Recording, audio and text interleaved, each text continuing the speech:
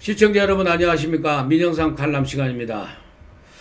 오늘도 필리버스터는 계속되고 있습니다. 이제 필리버스터는 12월 25일 24시 땡땡이면은 끝났는데, 사실상 밤 9시 넘어지면은 처리할 것도 없고 그렇게 될 것 같습니다.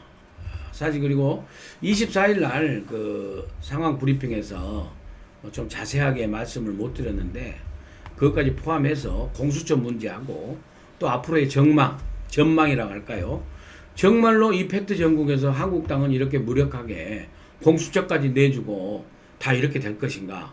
거기에 대해서 제 나름대로의 민영상 칼럼 나름대로의 어떤 분석을 해서 어떤 여러 가지 가능성의 시나리오를 이 시간에 간략하게 여러분께 좀 설명을 드리고자 합니다. 그리고 선거법과 공수처에 대해서 그 전망에 대해서 팩트 전국의 그 결말은 어떻게 갈 것인가, 그런 말씀을 좀 드리고자 합니다. 이제 여러분들도 이제 다 아셨죠? 저번에 또 말씀드렸듯이 저들이 민주당이 12월 26일 임시국회를 소집해 놨습니다. 임시국회를 소집해 놨기 때문에 임시국회를 소집하면은 이제 문희상 의장이 또 본회의를 언제 열지 모르죠. 그렇지 않습니까? 그러면 저기들끼리 또 빨리 하려고 후다닥 하면 내통이 됐으면은 또 그냥 빨리 한 2, 3일 회기로 쪼개기 회기로 또 할 수도 있고, 아니면 지난번처럼 12월 11일 소집해 놓고 23일에야 본회의를 여는 이런 상황이 올 수도 있겠죠. 거기에 대해서는 선거법을 갖다가 정말 148표를 확실하게 담보해 낼 수 있느냐, 예?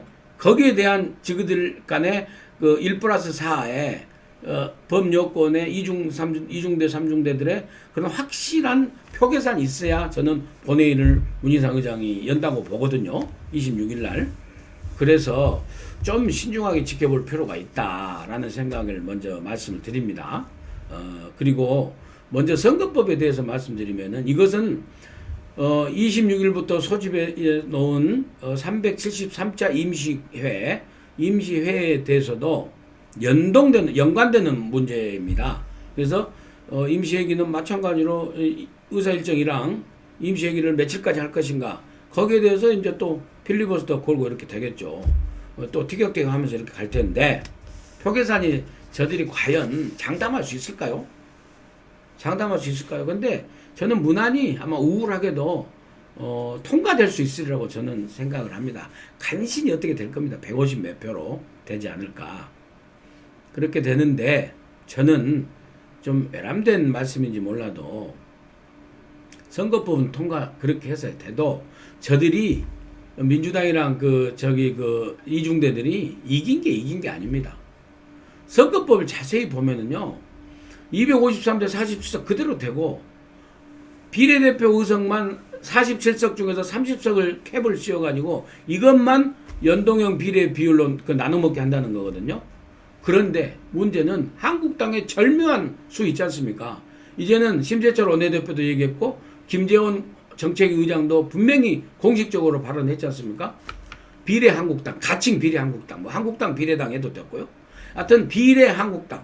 그러니까 지역구는 출마하지 않고 비례만 출마하는 이런 후보를 내세우는 이런 당. 과거로 치면은 친박연대와 같은 한국당의 우당, 아니면 한국당 2죠. 한국당 2. 한국당 2가 나와서 의석수를 갖게 될 수밖에 없고 갖는다고 얘기를 했습니다. 왜냐하면요, 그렇게 될 경우에는 사실상 선거법 투쟁에서는 팩트 전국에서 한국당이 저는 이긴다고 봅니다. 이긴 거라고 저는 봅니다. 왜냐하면요, 여러분들도 이제 많이 들으셨을 겁니다. 비례 한국당으로 나오면은요, 비례 한국당이 이 47석 비례 의석 중에서 30석을 갖다가 채우지 않습니까? 그러면 지역구에서 많이 당선된 그 한국당하고 민주당은 이 비례 의석수를 차지할 수가 없어요. 꽉 차버리기 때문에. 그러니까 뭐냐면은 이 17명 있죠. 17명 비례대표 17명 이것만 한국당하고 민주당이 나눠 가질 수가 있죠.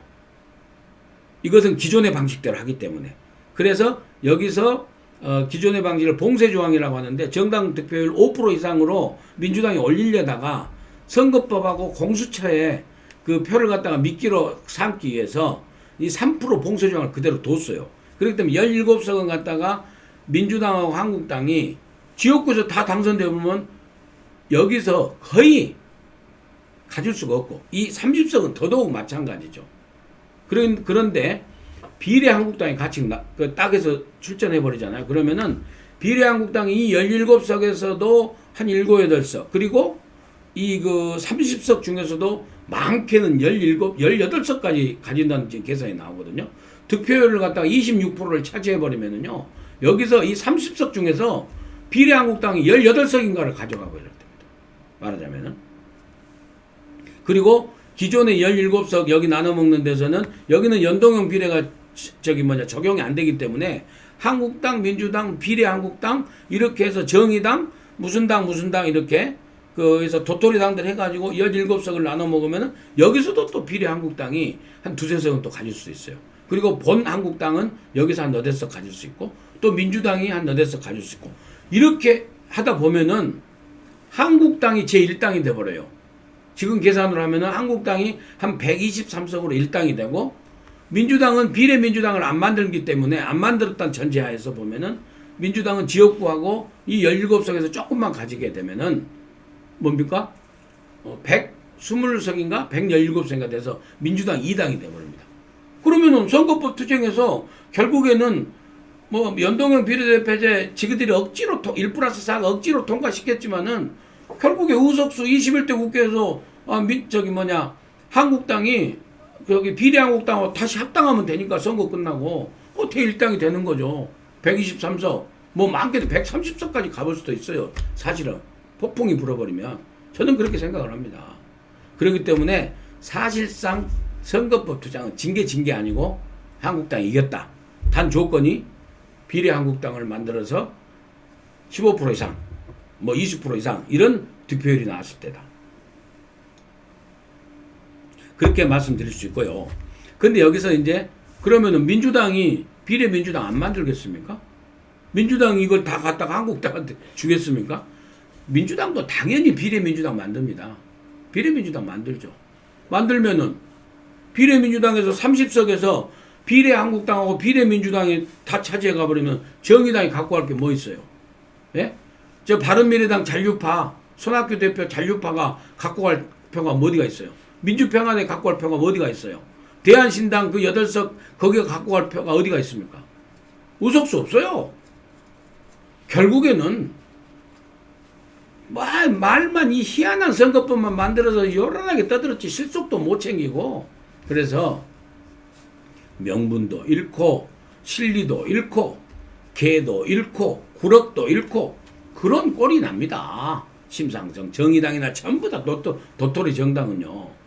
민주당이 비례민주당 안 만들겠어요? 비례민주당 안 만들면 한국당만 더 좋아요. 예? 그리고 지금들 살라고 비례민주당 만들면은요, 요 도토리 정당은 정의당은요, 오히려 의석수가 한 석인가 줄어든대요. 지금 6석에서. 그렇게 되니까 사실상 선거법 투쟁은 이게 이긴 거나 다름없죠. 저는 이렇게 감히 민영상 관람해서 시청자 여러분께 보고 설명드립니다. 그런데 문제는 이제 공수처법이죠. 공수처법이 이제 373차 임시국회에서 선거법을 저렇게 지그들이 강행 처리를 하고 그 다음에 날강도 짓을 해가지고 날강 X 요가면 안 된다니까요. 날강 X 짓을 해서 문희상 의장께서 다시 또 기습 상정 안경 변경인권으로 기습 상정을 해서 373차 12월 26일 날 소집된 임시국회에서 안건 상정을 시키죠. 공수처법을. 그러면 이제 그 다음 임시국회 374차 임시국회가 언제부터 소집될지 모르지만 거기서 처리가 되겠죠. 왜냐하면 우선 이 373차 그 공수처법이 안건 상정으로 되자마자 필리버스터를 한국당은 걸 수밖에 없지 않습니까? 한국당은 걸겠죠. 그 전에 이제 아니면 선거법 가지고 계속 선거법에 있어서 표결 처리에 수정안을 낼 수도 있죠. 근데 그것은 시간 끌기 한정이 있고요. 또 국회의장이 또 그냥 한두 개 받고 그냥 처리해버리면 끝나버린 거거든요. 전자투표를 하니까는 뭐 전자투표 한 10초 만에 끝나버린 거죠. 그렇게 해서 이제 공수처법을 갖다가 상정시켰을 때 이제 문제는 거기서 벌어지는 겁니다. 공수처법 벌어지고 374차 그러니까 아마 아무리 빨라도 12월 말이 될 겁니다. 12월 말이 되고 아니면은 내년으로 넘어가게 될 것 같습니다. 그 사이에 한국당에서는요 정말 카드를 하나 갖고 있어요. 사실은 아주 작은 카드하고 큰 카드를 하나 갖고 있는데 한국당에서 저는 이런 안을 제안해 봅니다. 정세균 전 국회의장 정세균 국무총리 후보자 임명 동의안 국회에서 본회의장에서 무기명 비밀 투표해야 되잖아요. 정세균 국무총리 후보자 본회의장에서 국무총리 후보 부결시켜버려요. 야당표 싹 모아가지고 야당표 148표면 부결시켜버리거든요. 지금 저쪽 아사부사해요. 사실 비슷비슷합니다. 이 카드를 갖다가 민주당한테 흔드는 거죠. 그 전에 또 길들이기로 추미애 법무부 장관 인사청문 카드 있지 않습니까? 법사위에서 이건 계속 시간 끌고 흔들어야죠. 그럼 추미애도 낙마시키겠다? 강행죄를 할 수 있지만은 정말 큰 건 나면 낙마시킬 수 있죠. 추미애 법무부 장관은 대통령이 청문보고서 채택 안 하고 청문회 안 열어지고 어쩌고 하면 뭐 2주인가 며칠 있다가 일정 기간 지나면 법무부 장관 임명할 거 아닙니까? 예? 그 사이에 한쪽으로는 더 큰 정세균 국무총리 후보자 청문회하고 청문 끝나고 나서 임명 동의안 갈 적에 부결시키겠다. 그러면서 우당들 다 모으는 거예요. 우리 공화당, 그 다음에 유승민의 그 새로운 보수당, 그리고 소신파로서 있는 무소속들, 친여 무소속들 다 모아가지고 148표 충분합니다. 아니 저쪽도 민주당도 딸딸 긁어 모아서 153표가 됐는데 왜 이쪽이 못합니까? 그렇게 흔들면은요 어떻게 되겠습니까? 민주당에서 다음 임시국회를 회기를 안 정하면서 협상이 올 수도 있습니다. 대타협이 올 수도 있죠. 그래서 뭐 공수처법을 갖다가 1년 유예하자, 아니면은 21대 국회가 구성되고 난 뒤에 다시 논의야 유예 조항을 걸자. 거기 뭐죠? 부결 뭡니까 이거 밑에다가 다 부의하는 거 다는 거 거기다가 갑자기 단어가 생각하는데 죄송합니다. 아무튼 그렇게 해가지고 부칙 조항에 이렇게 달아서 이렇게 하면은 얼마든지 될 수 있습니다. 그리고 내용도 좀 뜯어 고쳐요. 대통령 임명하지 말고 그 다음에 기소권을 갖다 기소심의위원회 지금 없앴다고 지금 들리거든요. 아니 기소심의 없어고 지금들 마음대로 기소권 남발하면 그거 되겠습니까? 예? 그럼 아예 기소권을 갖다 극히 제한하든지 아예 없애자. 이런 대타협의 협상안을 가지고 심재철 원내대표가 몰면 협상하는 거죠. 아니 정세균 카드 부결 카드 흔들면서 오신환 대표랑 전부 다 힘을 합쳐가지고 하면 되지 않습니까? 일테면 그렇게 해서 계속 느리고 이 공수처법을 갖다가 부결시키거나 무력화시킬 가능성이 또 하나 있고요. 또 하나는요. 좀 희망을 합니다만은 소신파들이 있습니다. 소신파들.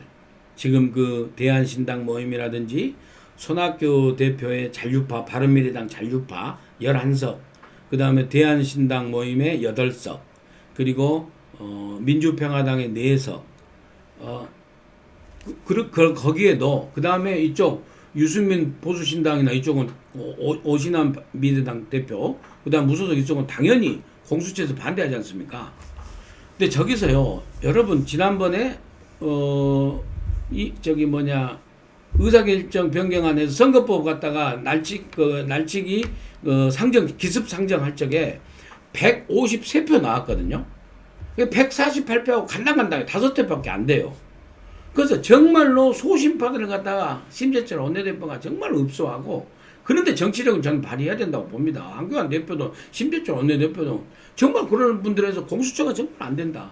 특히 검사 출신 의원들, 그 다음에 관료 출신 의원들한테 이것은 무슨 검판사 때려잡는 거고 제2의 검찰청이지 하면서 정말 설득하고 읍소하고 해가지고 이탈표를 모으면은요, 이탈표 한 5표만 모으면은요, 이쪽이 149표 되어버려요. 공수처 반대표가 149표 돼버립니다.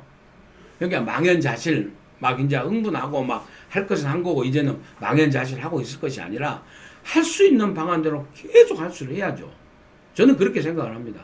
그리고 또 다음 카드는요. 이게 연결되는 건데 소신 반발표, 소신파들 반발표가 연결되는 건데요. 민주당이 지금 비례민주당을 만든다는 소리를 못하고 있어요. 왜 그러겠어요? 비례민주당 만들어버리면 협력했던 1+4에 4+1, 1+4 여기에 협력했던 이 도토리 정당들이 30석 비례대표 먹을 거리가 하나도 없어져 버리잖아요. 비례한국당 만들고 비례민주당 만들면. 그럼 뭐야? 우리는 우리가 개밥 주다가 선물려 버렸네. 이렇게 되는 꼴이에요. 예? 그러니까 하겠습니까? 공수처에서 이탈표가 나올 확률이 상당히 많아요. 그러니까 민주당이 내놓고 비례민주당 그건 뭐 안 된다. 무슨 괴물이다. 비례한국당 괴물이다 하면서 비례한국당을 지금